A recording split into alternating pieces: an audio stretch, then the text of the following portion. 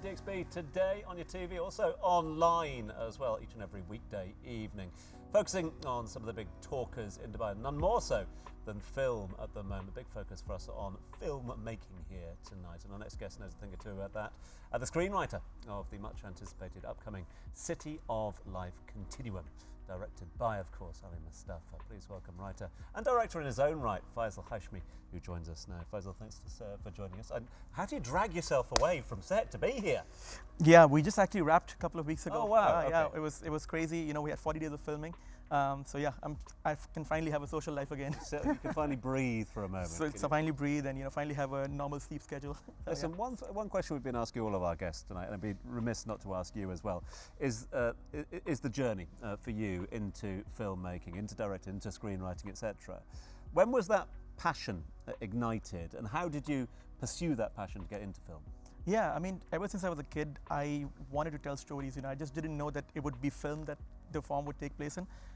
And I never went to film school. So I did a marketing degree, and midway through that, I was just like, the things that I'm writing feel very cinematic in nature. So let me explore how you can write a film script. And just kind of evolution of that, I started shooting short films, and I just realized I love doing this. And I was like, instead of going to film school, let me make this my film school. I'm just going to keep making short films, learn from the mistakes I did in one, improve hopefully on the next one. And yeah, so the journey was just discovering what I love, and yeah, just doing it, learning by doing. And is that advice that you would proffer to others? I mean, you've learned a lot along the way, but the way that you learned and the way you got journey worked for you as well. Maybe it wouldn't work for others, but it strikes me there's no one-size-fits-all sort of journey into film school, drama school, or otherwise. Yeah, I think that's a unique part, and I think the great part about filmmaking is that everybody has their own journey. For me, it was about learning by doing and just kind of going out there. If you can go to film school, you'll get to meet an amazing bunch of people who can help you on your films. You have a peer group, and you'll have a lot of theory as well. So yeah, I think it just depends on at what point in your life that you decide you want to be a filmmaker, and what resources are available to you. But I think the way that I did it is something like Quentin Tarantino. A couple of filmmakers have just done it, but let's just go and learn. The best way to learn filmmaking is being on set. One day of being on set of a real film is worth 6 months of reading about it. So yeah, that's a great way of doing it. I agree. I totally agree. I tell students that as well, and I personally totally agree with you on that. Let's talk third culture. We're both third culture kids. We grew up here, and you said you're from here too. Growing up as a third culture kid, you get the opportunity to tell cultural stories. Yet you're living in a place that fuses the entire world here. How do we as creatives navigate that? How do you navigate that of being able to tell these cultural based stories as a third culture kid? Because we kind of fit in all places, yet we don't. Yeah, I think that's, for me, I look at that as the USP of being a filmmaker here and a storyteller here. My last short film that I did was called Amber. It's a thriller, but it takes an Indian barber and a Sudanese customer who comes in there, and it's an interesting film, but it's set in Sharjah, right? So where else in the world will you find so many different nationalities, but it feels natural because that's how the kind of people you see over here. And City of Life, for example, right? That is a story that I was fortunate enough to be invited by Ali to be the writer on the film, and multiculturalism is a part of the ethos of the first film, but especially the second film. So it's always just been let's tell interesting stories about where the Nigerian community would hang out. It's not the same as where the Indian community would hang out in Dubai, and where the Russian community would hang out in Dubai. So exploring that, I think, is the unique part of, if you can fuse that into your storytelling, I think we can make really enrich the kind of stories we can tell coming out of this region in a way that I don't think any other countries have that advantage. So I just look at that as a way let's just embrace that and lean into it. Cool. Faisal, whether you're a third culture kid, you're a local, you're a European, here's the thing, I think most parents would agree, or at least most parents would say, wait, you want to be an artist? You want to be in film? Do you want to be a starving artist? We all know that term, right?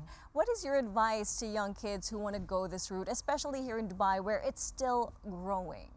Yeah, I would say, look, if you love telling stories, you're gonna find a way that I can't do anything else. That obsession has to be a little bit of a part of it. But also, as you mentioned, we don't have a burgeoning film industry yet.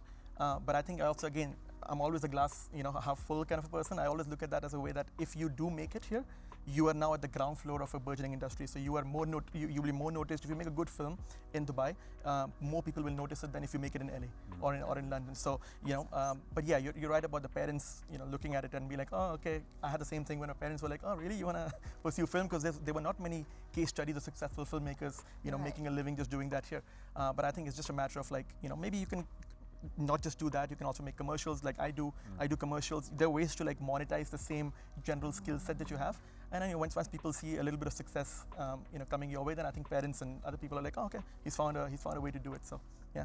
There's content and then there's cinema. Oh, 100%. There's different. Those are two different worlds. I think content is emerging, and cinema needs to emerge. Yeah.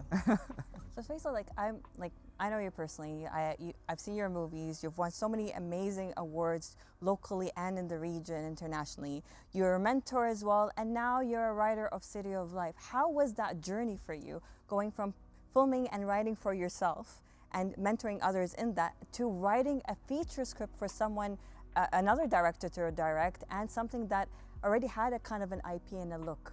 Yeah, I think that was a unique learning experience for me, because I've never written for anybody else. Everything that I've written, I am the decision maker on all stages of it.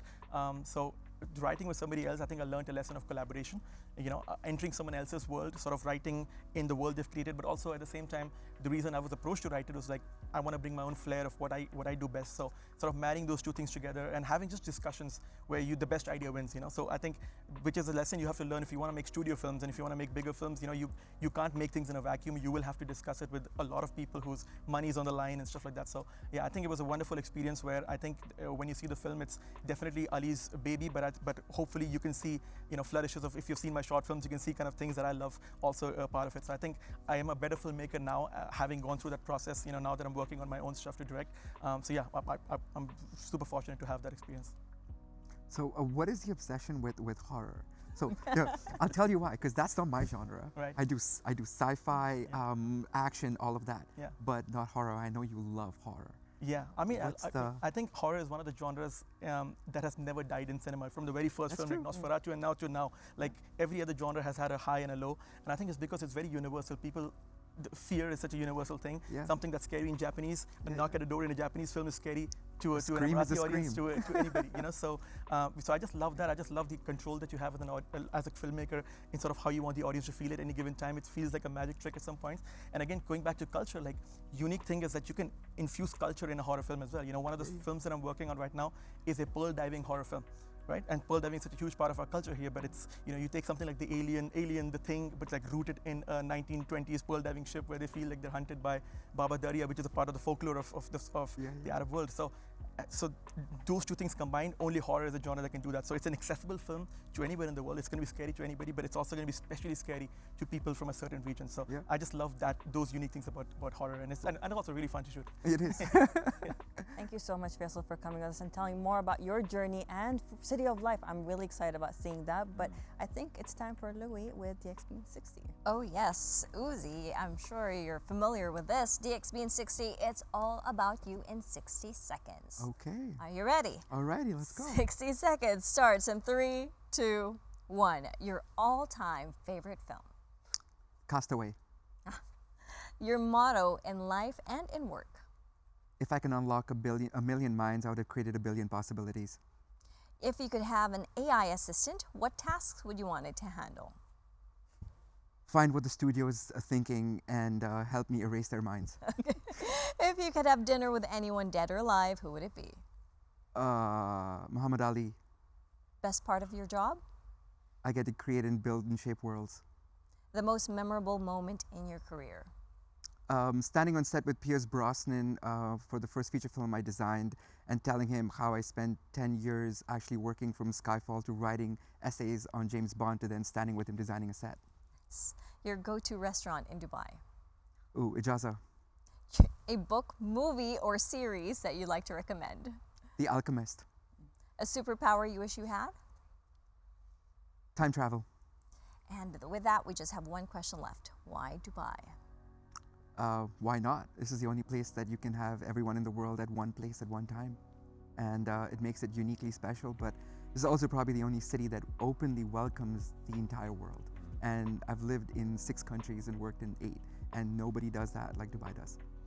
It's been an absolute pleasure. Thank you so much indeed. Thanks for having me. All the best with the future projects, all those that are in the pipeline at the moment, and those that Thank you. are up here, ready to get made as well. So thank you very much indeed for your insight. Thank you, and thank you for helping push out the cinema and the industry here. Yeah, we couldn't have done it without you, and of course you, Faisal, as well. Thank you so thank much. you. All the best with the editing process, everything that's going to go into the big launch. When can we expect it? Is there a Towards the end of the year. That's Towards what we're aiming for. Yeah. Let's keep it at that. Yeah? Towards the end of the year. Thank you. you so much indeed for being Thank you so with much for us. having me. Really appreciate it. Right, these guys are going to go off to the green room to discuss, well, I reckon all things film, potentially. Meanwhile, we are waiting for the Voices of Ish. I'm really intrigued about this one. An artist that can sing in one of 3 languages. Which one will it be? We'll find out with the team after this.